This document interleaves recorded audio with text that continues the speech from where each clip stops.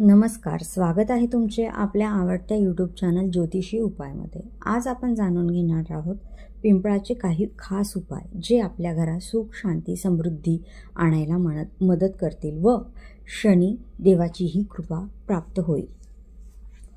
पिंपळाच्या पानाची जर माळ आपण शनिदेवाला घातली शनिवारी तर शनिदेवाची कृपा व्हायला मदत होते. पण त्याच्यासाठी नियम असा आहे, एकतर पिंपळाचे पान खाली पडलेले असावे किंवा पिंपळाला नमस्कार करून आणि त्यांना विचारून की तुमच्या झाडाची मी काही पानं घेत आहे असं सांगून ते पानं घ्यावे आणि मग त्याची माळ शनिदेवाला किंवा मारुतीला अर्पण करावी. त्यांनी शनिदेव प्रसन्न व्हायला मदत होते.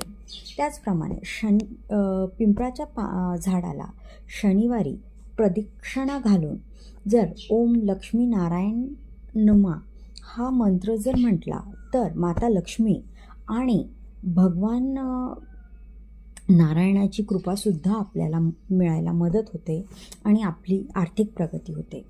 शक्य असेल तर पिंपळाच्या झाडाखाली जर तुम्ही दिवा लावला तर त्यामुळं आपले पितृसुद्धा प्रसन्न होतात. त्यामुळं एक पिंपळाचं झाड असलं तरी त्याची पूजा करून आपण शनिदेव, माता लक्ष्मी, भगवान विष्णू आणि आपले पितृ ह्यांना प्रसन्न करू शकतो.